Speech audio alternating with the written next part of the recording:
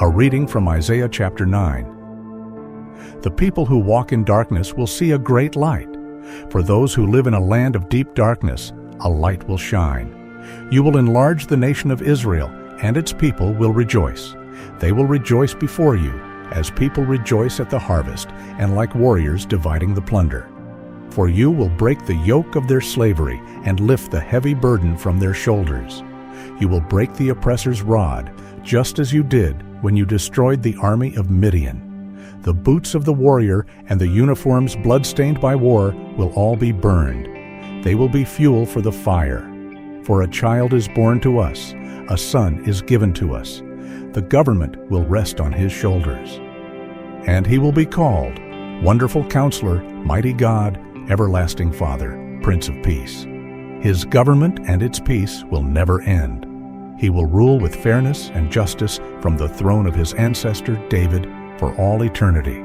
The passionate commitment of the Lord of Heaven's armies will make this happen. The future's great light. After the hours of heat, the early evening beckons with a soft light and its pleasant coolness. The late hours crack the egg of the day to reveal the golden yoke of the setting sun. It would be a mind-bending exercise to try to explain darkness without describing light.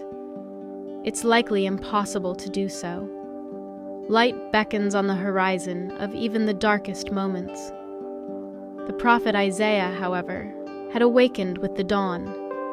He was a prophet of Judah, who ministered during the reign of 4 kings, the progeny of a family of rank and status, a family man, one who had a willing spirit to do what the Lord had called him to do.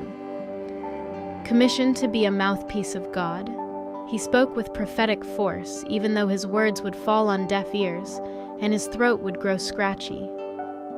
His work and writing bears some of the most profound words in all of Scripture, echoing themes of holiness, justice, allegiance, trust, righteousness, and hope.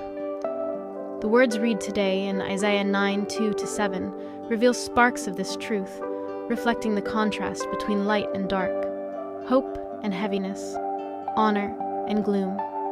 This contrast is foreshadowed even in the names that Isaiah gives his sons.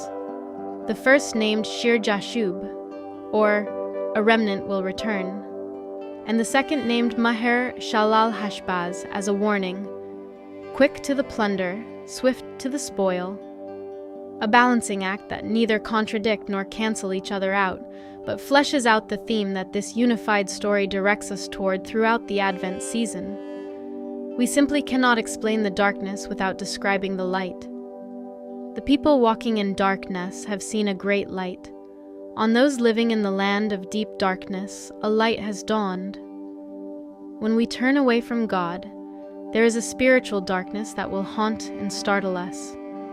After an amazing work of God in our hearts, we begin to redirect, reroute, reorient ourselves toward light, and find it so real, so sustaining, that the noble crew of C.S. Lewis's Dawn Treader called it drinkable. We begin to experience the goodness of things to come, like drinkable light, and that break in the clouds and sunlight on our back fuels the drumbeat to freedom. A freedom that comes from aligning our values, allegiance, obedience, delight, and hope with our God of unfailing love. Isaiah knew that Bethlehem would be the place that God would hem the garments of eternity. This Prince of Peace would one day be acquainted with the truest form of darkness imaginable, a darkness no one else could endure, so that we may walk in the light. Isaiah foresaw a future light and was welcoming the dawn that would one day break after a long, dark night, casting beams of hope 700 years into the future. He saw a radiant heir that would come as a peasant, even as he was the Messiah. Jesus shines a light past the evening, awakens the dawn, and sets the course for redemptive history. A baby growing to be a man who would experience true darkness, so that we, with sleepy eyes, may gaze upon eternal light. Questions for reflection. Isaiah prophesied about a future light that would dawn upon those walking in darkness. How does the imagery of light breaking into darkness resonate with your own journey of faith and life experiences?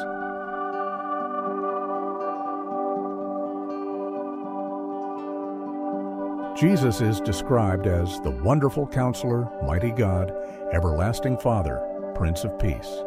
How do these names impact your view of who Jesus is in your life?